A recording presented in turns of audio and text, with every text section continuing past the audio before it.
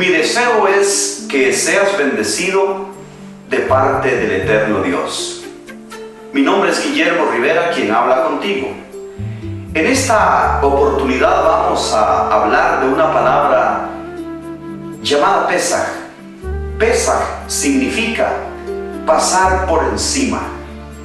Y en la palabra de Dios nosotros encontramos que el Eterno llama a su pueblo Israel para celebrar la festividad de Pesaj, pasar sobre, pasar por encima.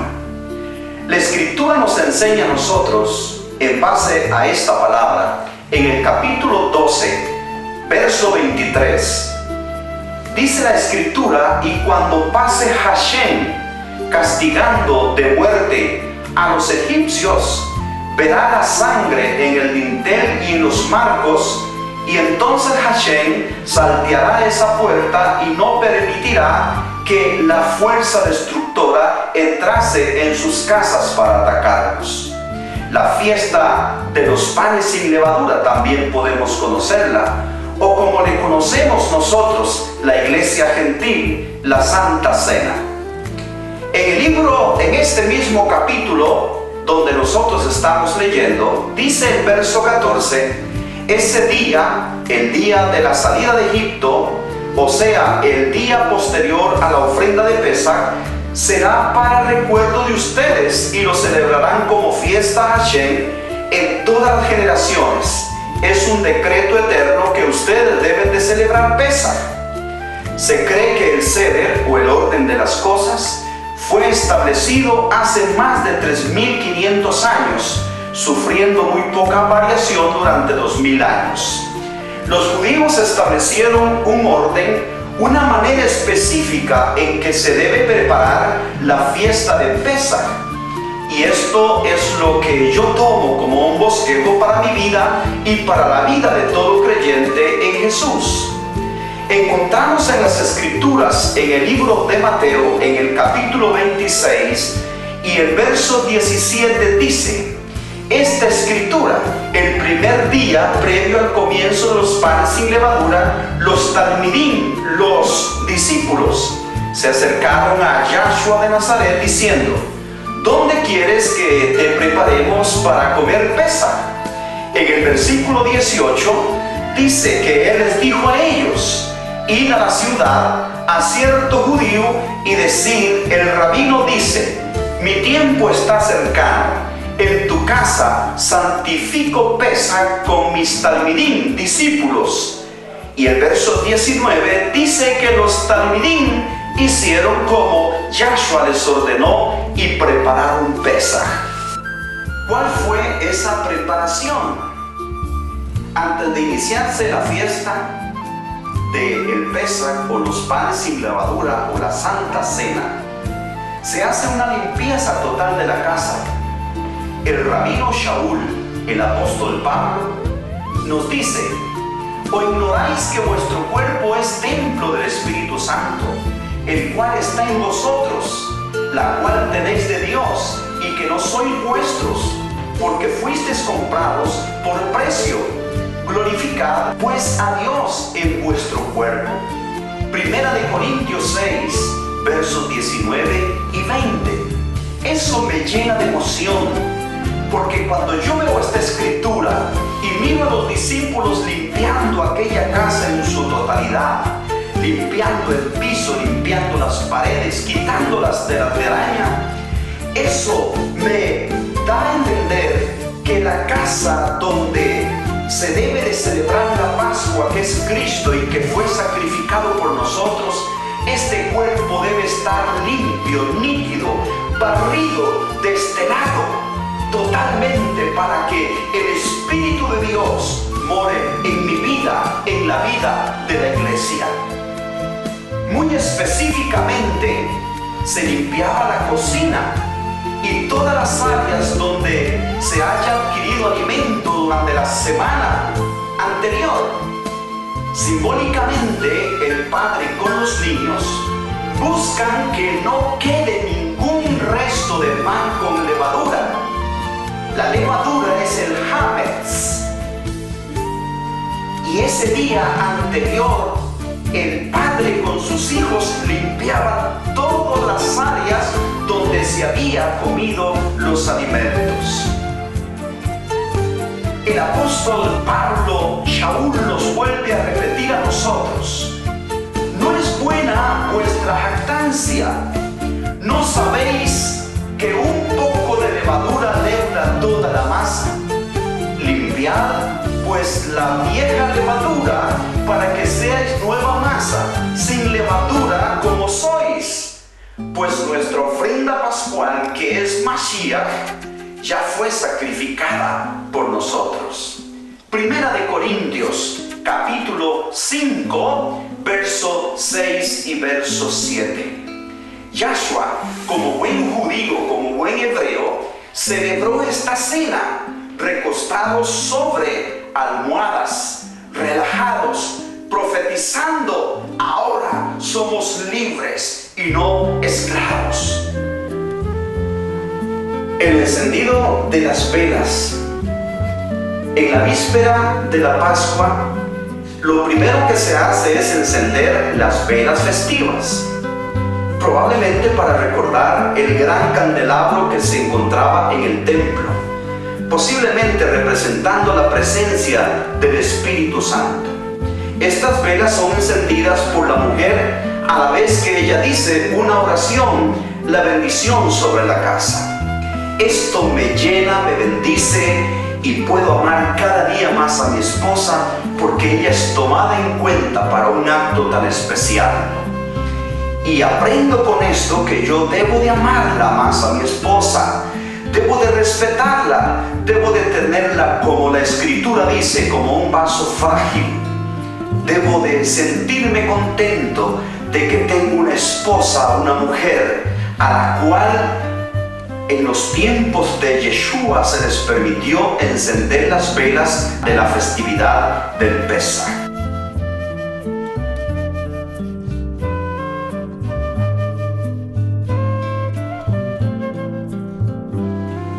Los alimentos que en aquella mesa de celebración se servían, algunos son para consumo y otros solo para recordar los eventos milagrosos de la salida del pueblo de Israel de Egipto.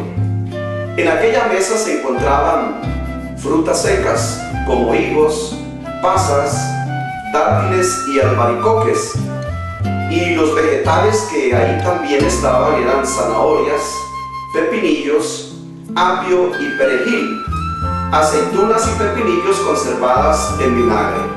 También había nueces, almendras y algarrobas, hojas de uva rellenas, huevos asados, miel, arroz con semillas y el plato de cordero asado, que significaba el cordero que aquel pueblo iba a sacrificar en la sombra profética de la celebración del sacrificio de Yahshua de Nazaret para borrar con su sangre nuestros pecados.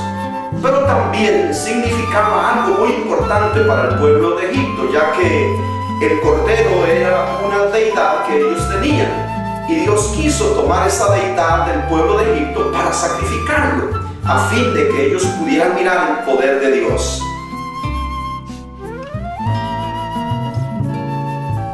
También en aquella mesa se encontraban 4 copas muy significativas para nosotros como iglesia de estos tiempos.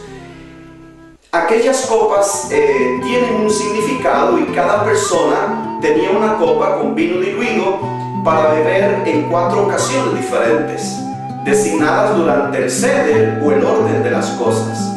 Conforme se narran los eventos de la historia del Éxodo, se iba bebiendo cada copa. La primera copa se bebe al comienzo del ceder o el orden de las cosas y se le llama la copa de santificación. Y qué bueno es hablar en estos tiempos de santificación, pues el apóstol Pablo dice en Primera de Tesalonicenses capítulo 4 verso 3: pues la voluntad de Dios es nuestra santificación, que os apartéis de toda inmundicia sexual. La segunda copa que estaba servida en la mesa, la copa de juicio. y se toma mientras se recitan las 10 plagas que cayeron en Egipto por mano de Hachén el Todopoderoso. Cada vez que se menciona una plaga, sangre, ranas, piojos, mosca, plaga del ganado, úlceras, granizo, langostas, oscuridad y muerte de los primogénitos. Cada vez que se menciona una plaga, se extrae una gota de vino, mojando el dedo, ya que una copa llena representa la llenura del gozo. Y no debe haber gozo mientras los juicios caen sobre los egipcios. La tercera copa, la copa de la redención. Y esta copa se bebe luego del banquete para recordar la redención que Dios les dio a Israel para librarlos de la servidumbre. Cuando Jesús estuvo tomando la cena con sus discípulos, Mateo nos narra esa historia en el capítulo 26 y verso 27. Dice que luego tomó una copa, la de la redención, y confesó la bendición sobre ella, diciendo: Baruch atah Adonai Eloheinu, melech haolam, borei pri hagafen. Bendito eres, Señor Dios, nuestro Rey del universo, quien ha criado el fruto de la vid. Y dando gracias al Padre, la pasó diciendo: bebed de ella todos. Y la cuarta copa, la copa de la alabanza. Y esta copa se bebe finalizando el Seder, o el orden de las cosas. Y se cantan los salmos 115, 118, y es un momento de celebración, y es un momento de canto, y es un momento de alegría.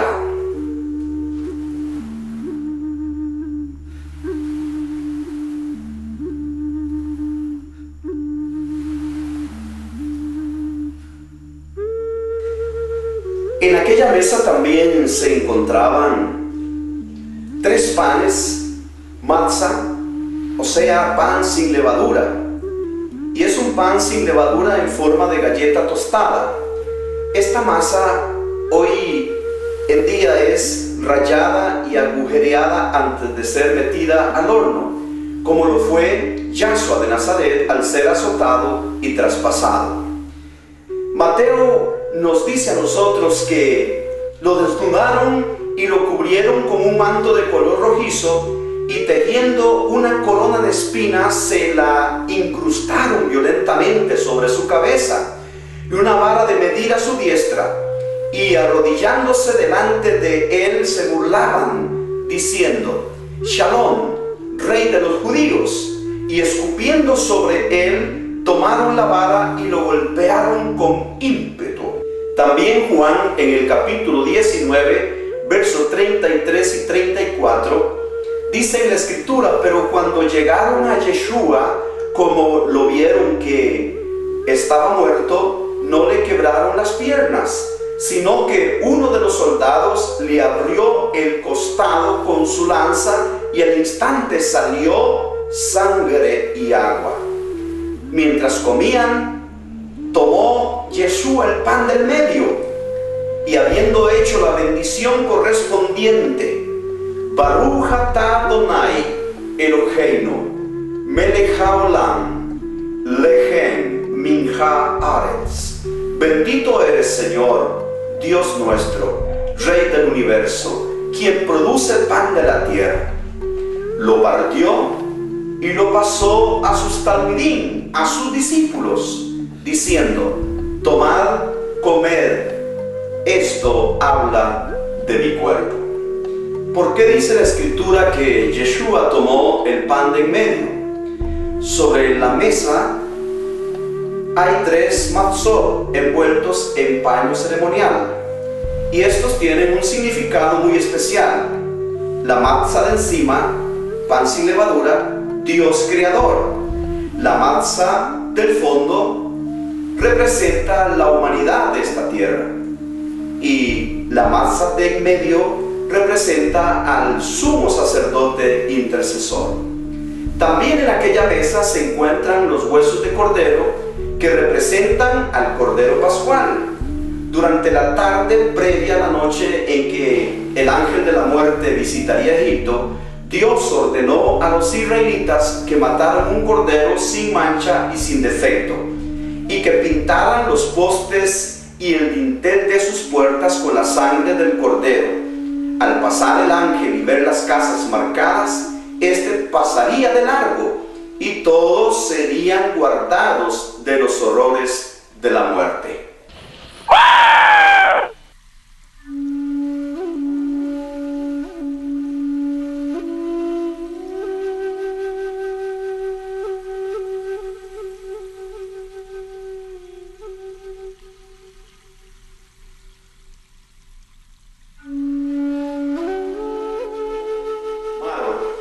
Hierbas amargas.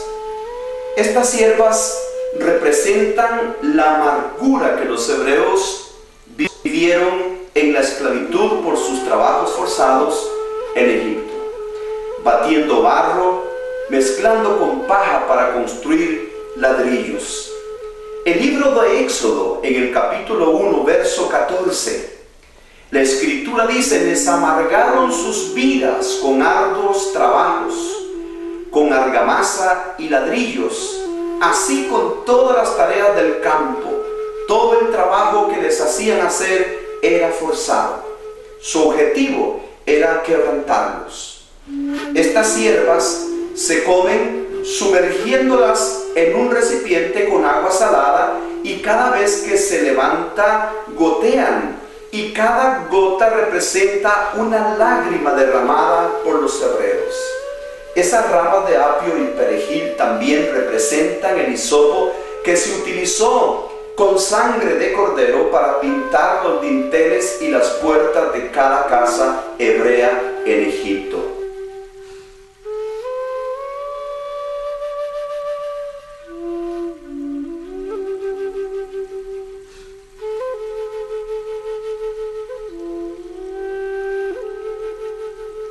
Otra de las comidas que se sirven en esa mesa es el jaroset, una pasta dulce de manzana picadas con frutas secas y vino dulce, que representa la mezcla que ellos, los judíos, hicieron batiendo barro y paja para los trabajos forzados de albañilería.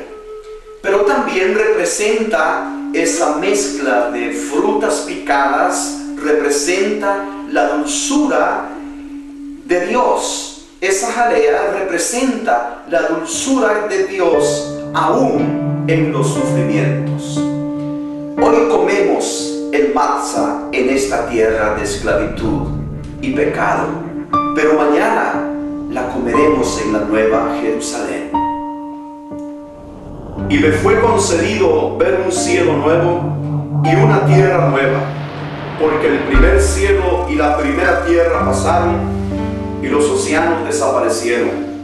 Y vi que descendía del séptimo cielo, de la presencia misma de Dios, la ciudad apartada y escogida, una Jerusalén nueva, dispuesta como una esposa lista para entrar bajo la jubá con su esposo. Y me fue permitido oír un Bat-Kol Agadol procedente del trono que decía: he aquí el tabernáculo de Dios con los hombres, y habitará en medio de ellos, y les serán por pueblo, y Dios mismo estará dirigiéndolos, y enjugará toda lágrima de sus ojos, y los vestirá de inmortalidad para que nunca más puedan morir. Entonces no habrá más llanto, ni clamor, ni dolor. He aquí las primeras cosas pasaron. Y el que está sentado en el trono dijo: he aquí, hago de nuevo todas las cosas. Escribe, estas palabras son fieles y verdaderas.